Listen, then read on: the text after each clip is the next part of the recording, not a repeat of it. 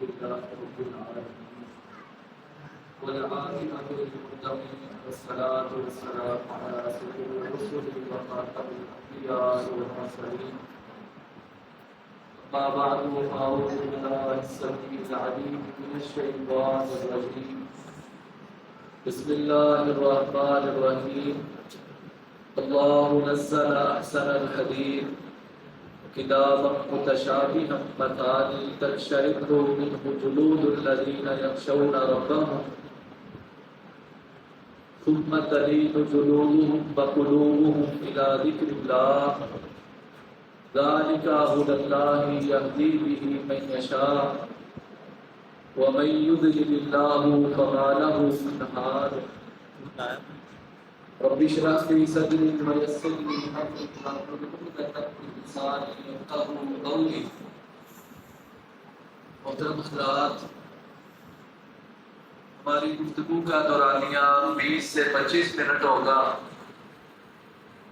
اور انشاءاللہ کوشش یہ کی جائے گی کہ اس وقت میں سے چند سیکنڈ بھی ضائع نہ ہمارے لمحہ ہو جائیں.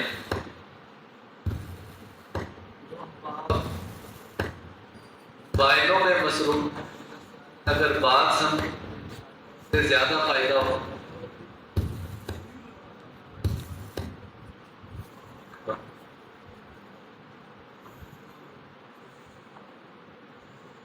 بڑی ہی مبارکباد کے مستحق ہیں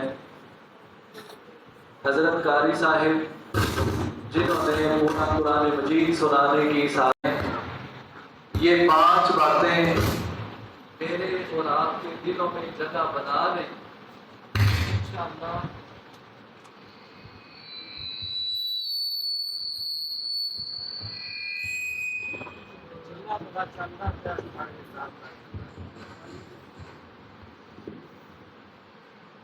صرف 5 باتیں آپ کے گوش گزار کرنی ہیں اور اگر یہ 5 باتیں ہی میرے اور آپ کے دل میں جگہ بنا لیں تو انشاءاللہ ہماری زندگی بدلنے کے لیے کافی ہیں.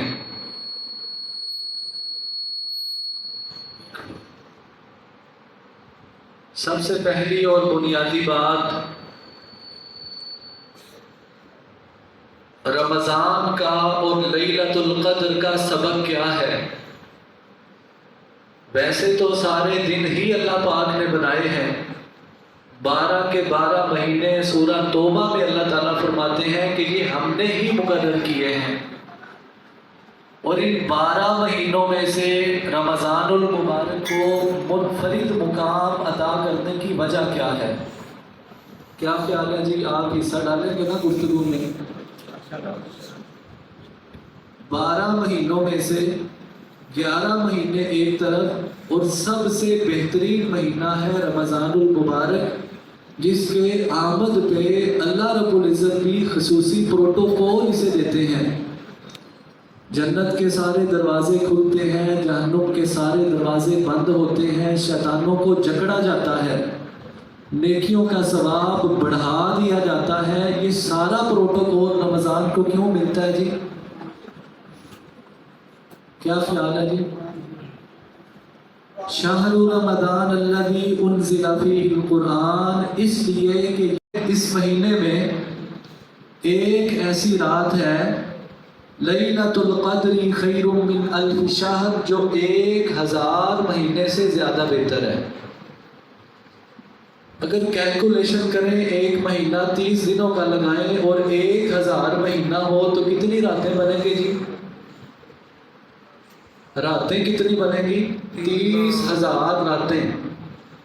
اللہ تعالیٰ نے یہ نہیں فرمایا کہ یہ ایک رات 30,000 راتوں کے برابر ہے، بلکہ اس سے بھی بہتر ہے. کتنی زیادہ بہتر ہے ہم نہیں جانتے. تو اس ایک رات کے 30,000 راتوں سے زیادہ بہتر ہونے کی وجہ کیا ہے؟ کیا خیال ہے جی؟ آپ بولیں گے تو انشاءاللہ زیادہ اچھی سمجھ آئے گی.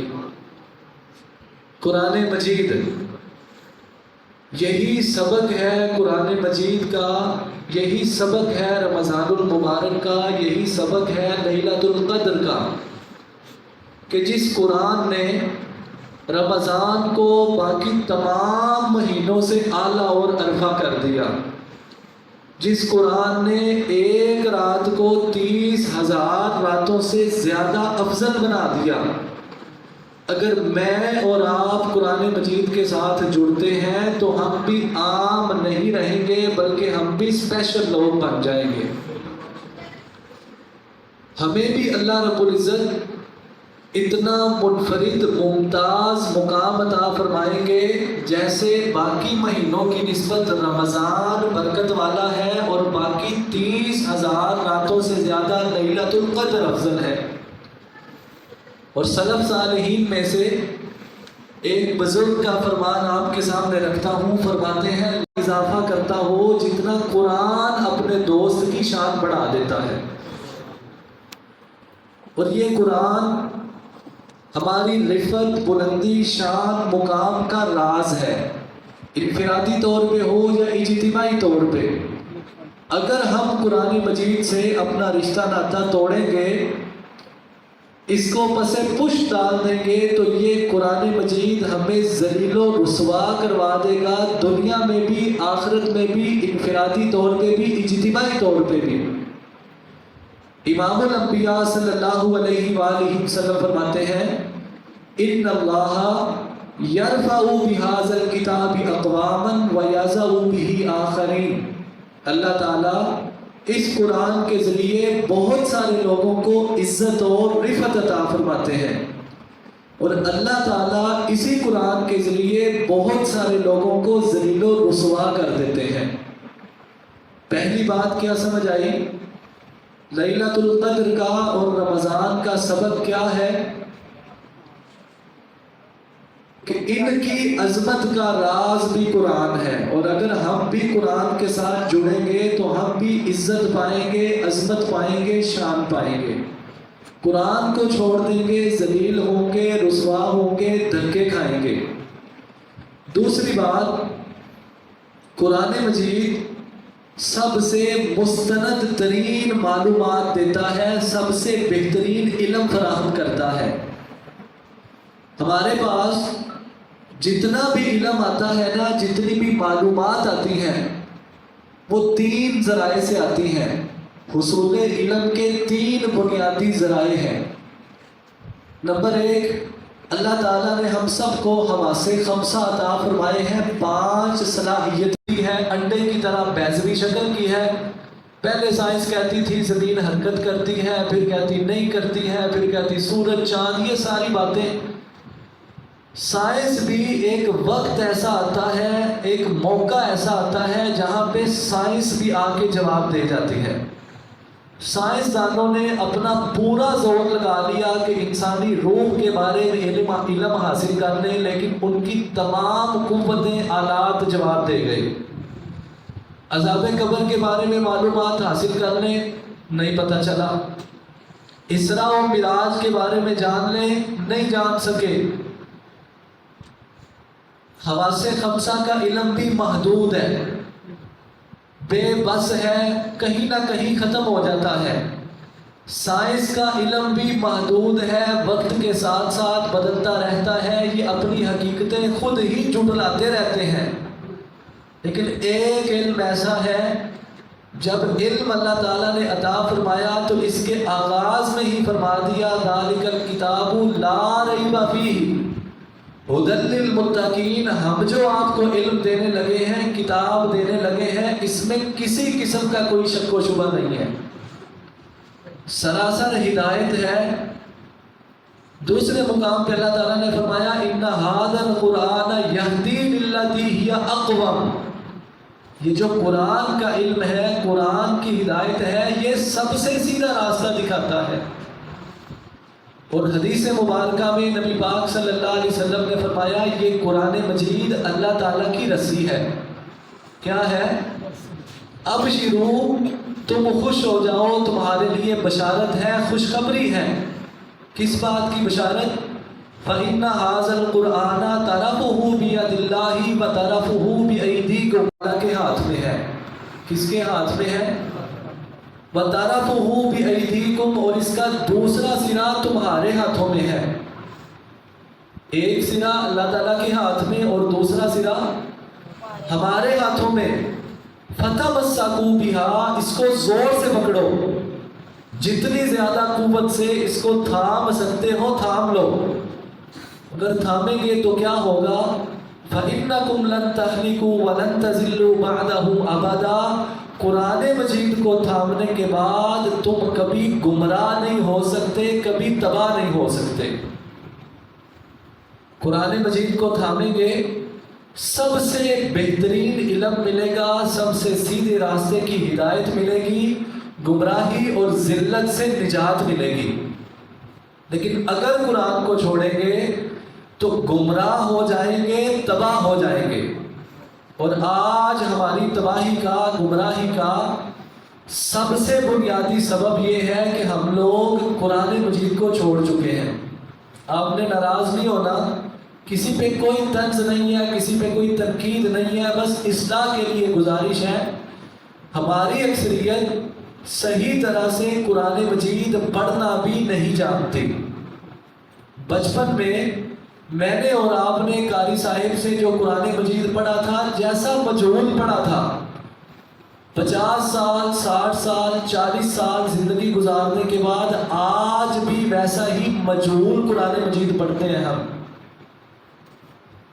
زبر زیر، کھڑی زبر، چھوٹی زبر، شد مد کوئی پتہ نہیں ہے ہمیں. اور ہمیں حروف کی صحیح ادائیگی کا علم نہیں ہے. آپ محترم قاری صاحب کو اپنا ایک رکوع سنا کے چیک کروا سکتے ہیں. تو جب کیا خیال ہے قرآن مجید ہمارے لیے ہدایت کا سامان کرے گا؟ ہمیں قرآن مجید کے ایک رکوع کا صحیح طرح ترجمہ نہیں آتا. تو جب ہمیں نہیں آتا، ہم کوشش ہی نہیں کرتے، تو کیا قرآن مجید ہمیں بلندی عطا فرمائے گا، ہدایت عطا کرے گا، یا ہم اسے چھوڑ کے گمراہ اور ذلیل ہوں گے؟ سوال ہے میرا اپنے آپ سے بھی، آپ اپنے اپنے دل سے پوچھیں کہ ہم نے قرآن مجید کے ساتھ کیسا ظالمانہ سلوک کیا ہے. تیسری بات، قرآن مجید ہمارے اس دور کی تمام الجھنوں کا حل پیش کرتا ہے. بے شک قرآن مجید آج سے 1400 سال پہلے اترا ہے. آج کے اس جدید دور میں، اس مشینی دور میں قرآن مجید میرے اور آپ کے تمام مسائل، تمام الجھنیں، تمام پریشانیاں اور تمام قسم کے جو ہمارے فکری، جسمانی، عملی مسائل ہیں، اس کا حل قرآن مجید میں ہے. ایک واقعے کے ذریعے آپ کے سامنے بات کو واضح کرتا ہوں. پولینڈ کے رہنے والے ایک یہودی گھرانے میں، یہودی عالم گھرانے میں پیدا ہوئے، جن کا نام تھا لیوپولڈ. 1900 میں یہ پیدا ہوئے. یہودی گھرانے میں پیدا ہوئے. ان کا گھرانہ اور ان کے آس پاس کے جو لوگ تھے وہ بڑے خوشحال تھے مادی اعتبار سے. تمام قسم کی سہولتیں میسر تھیں، شاہانہ زندگی تھی. لیکن کہتے ہیں صحافت کی تعلیم انہوں نے حاصل کی، فلسفہ و آرٹ پڑھی. کہتے ہیں ایک چیز مجھے پریشان کرتی تھی کہ ہمارے پاس دنیا کی تمام سہولتیں، تمام نعمتیں میسر ہیں، زندگی کی آسائش و زیبائش کا تمام سامان ہمارے پاس ہے، لیکن ہماری زندگیوں میں کسی چھوٹے کے پاس، کسی بڑے کے پاس، بوڑھے کے پاس، مرد عورت کے پاس آدھا گھنٹہ بیٹھ جائیں، باتوں کا خلاصہ یہی ہوتا ہے کہ یار پریشانیاں بڑی ہیں. کہیں سیاست کے مسائل، کہیں سماج کے مسائل، کہیں کمانے کے مسائل، کہیں خاندانی الجھنیں، یہ سارے مسئلے ہمارے ساتھ ہیں. ذہنی طور پہ ہم مطمئن نہیں ہیں، ہمارے دلوں میں، گھروں میں سکون اطمینان نہیں ہے. ایسا ہے کہ نہیں؟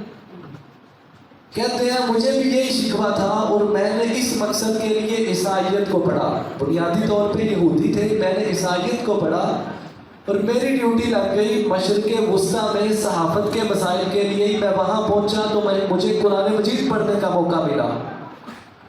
ایک دن ایسے ہی میں زمین دوز ٹرین میں سفر کر رہا تھا. میرے سامنے ایک جوڑا بیٹھا تھا جن کے لباس بڑے شاندار تھے اور خاتون نے ہیرے جواہرات پہنے ہوئے تھے، لیکن ان کے کے چہروں پہ بھی وہی بے رونقی بے سکونی تھی۔ میں نے اپنے گھر والی سے کہا کہ یہ میں ہی محسوس کرتا ہوں یا آپ کا بھی یہی خیال ہے؟ انہوں نے کہا ہاں میرا بھی یہی خیال ہے کہ ہم تمام قسم کی سہولتیں، نعمتیں، دولت ہیں ہمارے پاس، لیکن چہرے ہمارے بے رونق، بے سکون ہیں، بے برکتیں ہیں۔ اس سوال کا جواب نہیں مل رہا۔ کہتے ہیں اس سوال کا جواب مجھے ملا قرآن مجید کی ایک چھوٹی سی سورت سے، جو کہ قاری صاحب نے آج تلاوت بھی فرمائی ہے۔ کون سی سورت؟ سورۃ التکاثر، الہاکم التکاثر حتی زرتم المقابر۔ تمہیں غافل کر دیا ہے، بے سکون کر دیا ہے، تمہارے اصل مقصد کو بھلا دیا ہے۔ کس چیز نے؟ ایک دوسرے سے زیادہ کی خواہش میں۔ اور یہ خواہش ہوتا حتی زرتم المقابر، یہاں تک کہ تم قبروں میں جا پہنچتے ہو۔ کلا، یہ طرز زندگی ہرگز اچھا نہیں ہے۔ سوف تعلمون، ان قریب تمہیں پتہ چل جائے گا۔ یہ پوری صورت پڑھے۔ کہتے ہیں میں فکر میں پڑ گیا کہ 1400 سال پہلے یہ کتاب اتری ہے، اور اس کتاب میں آج کے دور کی الجھنوں کا بھی حل موجود ہے، اور اسی صورت نے، ایک صورت نے میری زندگی بدل دی۔ ایک غیر مسلم بندہ جب اپنی الجھنیں، اپنے مسائل، اپنی پریشانیاں قرآن مجید پہ پیش کرتا ہے تو قرآن اس کو مطمئن کرتا ہے۔ کیا نا؟ انہوں نے اسلام قبول کیا، اور پھر انہوں نے کتاب لکھی روڈ ٹو مکہ، جس کا اردو ترجمہ بھی موجود ہے، اور اس کتاب کے ذریعے اللہ رب العزت نے ہزاروں لوگوں کو ایمان کی دولت عطا فرمائی۔ ایک قرآن کی صورت جو ایک غیر مسلم یہودی بندے کی زندگی بدلتی ہے اور اسے ہزاروں لوگوں کی ہدایت کا ذریعہ بناتی ہے۔ کیا خیال ہے وہ قرآن مجھے اور آپ کو رہنمائی فراہم نہیں کر سکتا؟ کیا وہ میری اور آپ کی الجھنیں دور کر کے ہمیں ہدایت کی راہ پہ چلا کے ہمارے گھروں میں، ہمارے دلوں میں سکون پیدا نہیں کر سکتا؟ چوتھی بات، سب نے مرنا ہے نا، قبر میں جانا ہے نا، کہ کوئی اقتدار و اختیار والا بچ سکتا ہے؟ قبر میں جب آپ کے رشتہ دار، آپ کا مال و دولت، آپ کا عہدہ، آپ کی جاگیر آپ کے ساتھ نہیں ہوتی، وہاں اگر کوئی چیز آپ کی ممید و معاون، آپ کا مددگار اور ساتھی ثابت ہوتی ہے تو وہ قرآن مجید ہے۔ بولیں جی کون ہے؟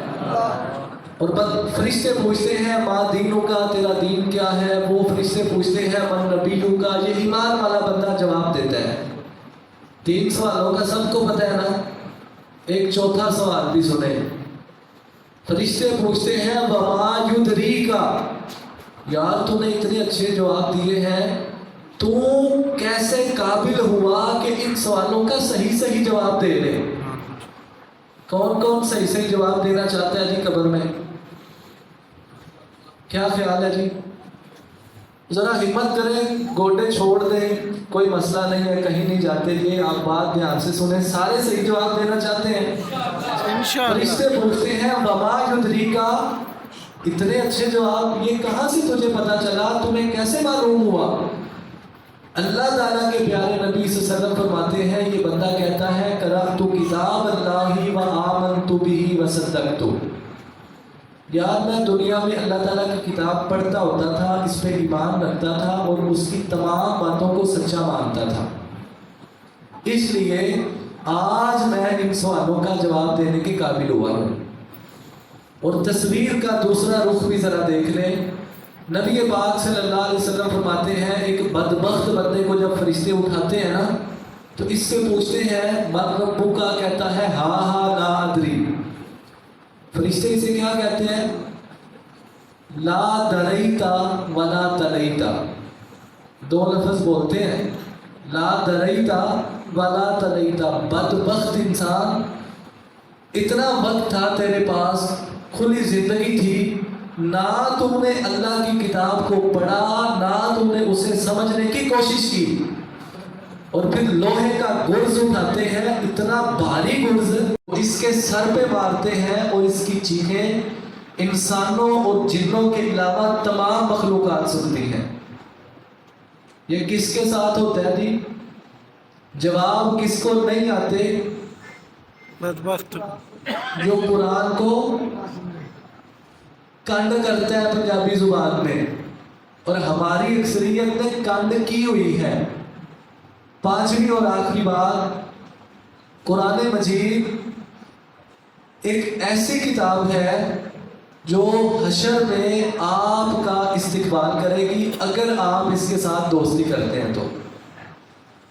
وہاں کی کیفیات آپ پڑھتے ہیں قرآن مجید میں 29واں پارہ 30واں پارہ، بندہ اپنی بیوی بچوں کو، اپنی اولاد کو، اپنے والدین کو، اپنے بہن بھائیوں کو، اپنے خاندان کو ان سے دور بھاگے گا۔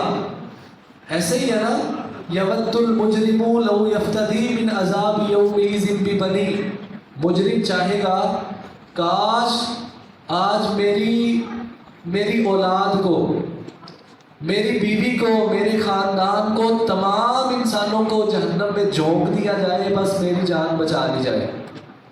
29ویں پارے کی آیات کا مفہوم آپ کے سامنے رکھ رہا ہوں۔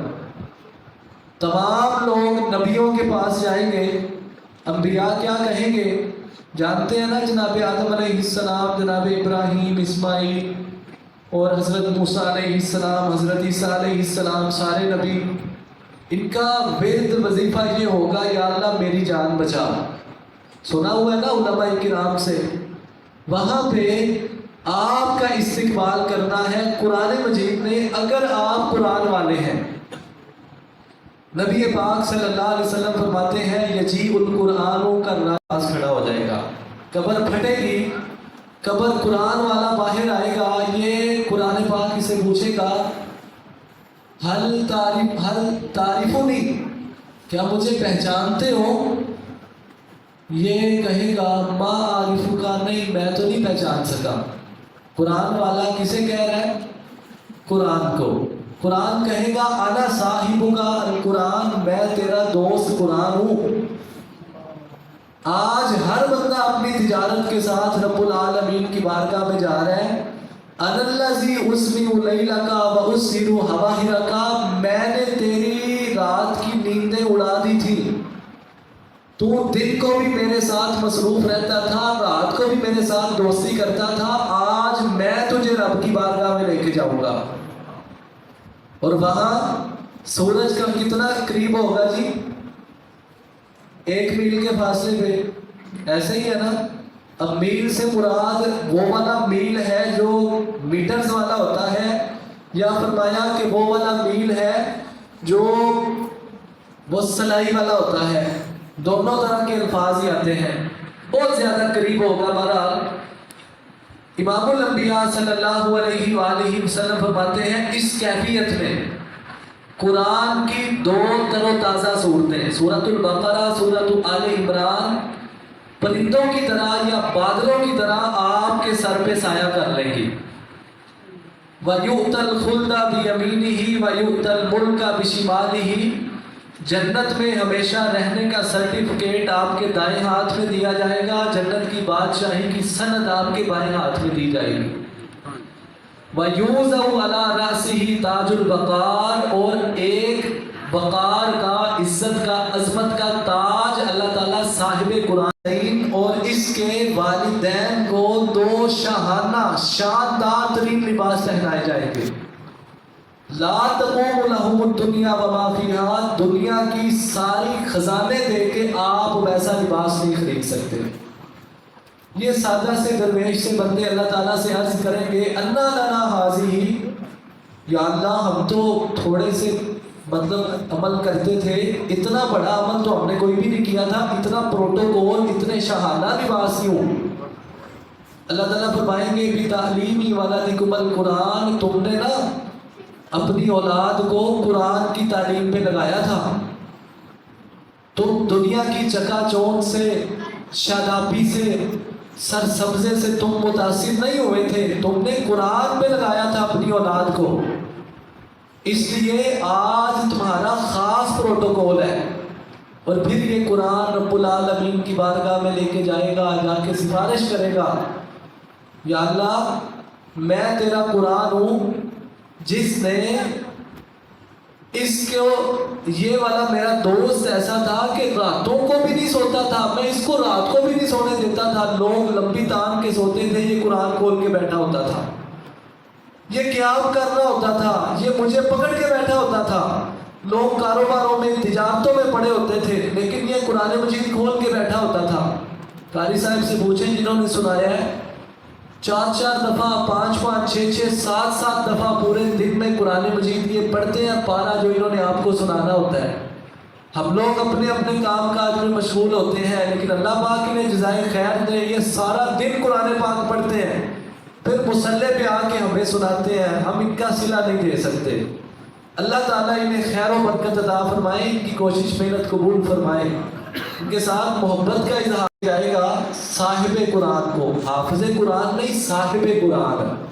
صاحب قرآن جو قرآن پڑھتا ہے, قرآن سمجھتا ہے, قرآن پہ عمل کرتا ہے, قرآن کا پیغام آگے پہنچاتا ہے. یہ حافظ بھی ہو سکتا ہے, غیر حافظ بھی ہو سکتا ہے. بہرحال قرآن رب کی بارگاہ میں لے کے جائے گا. اللہ پاک فرمائیں گے, میرے بندے تو نے قرآن کے ساتھ دوستی کی تھی نا, آج بھی تیری منزل کا تعین قرآن ہی کرے گا. اقرا ورتقی, پڑھتا جا اور زینے چڑھتا جا. فإن منزلتک عند آخر آیت معک, تیرا ٹھکانہ وہاں ہے جہاں پہ تیرا قرآن مکمل ہوگا. جیسے یہاں مکمل کیا ہے وہاں بھی قرآن مکمل ہوگا. صاحب قرآن بن جائیں, زندگی کا کوئی دن قرآن کے بغیر نہ گزاریں. ایک طرف سے روٹین بنائیں کہ روزانہ قرآن مجید کی تلاوت کرنی ہے, روزانہ قرآن مجید کا کچھ نہ کچھ حصہ سمجھ کے پڑھنا ہے, جتنا سمجھا ہے اس پہ عمل کرنا ہے, اور وہ والا پیغام دوسرے دوستوں کو بھی بتانا ہے. یہ 2-4 چھوٹے چھوٹے کام ہیں, انشاءاللہ آپ صاحب قرآن ہیں, اور وہ تمام پروٹوکولز آپ کو ملیں گے جو صاحب قرآن کے ہیں. اللہ تعالیٰ ہم سب کو صاحب قرآن بنا دیں. اللہ تعالیٰ ہمیں قرآن والی زندگی گزارنے کی توفیق عطا فرمائے, اور اللہ تعالیٰ ہمیں قرآن والی ہی موت عطا فرمائے, اور اللہ تعالیٰ قرآن کریم کو ہمارے لیے سفارشی بنا دیں. اللہ تعالیٰ قرآن مجید کو سمجھ کے, پڑھ کے اس پہ عمل کرنے کی توفیق عنایت فرمائے. وآخر دعوانا الحمدللہ رب العالمین.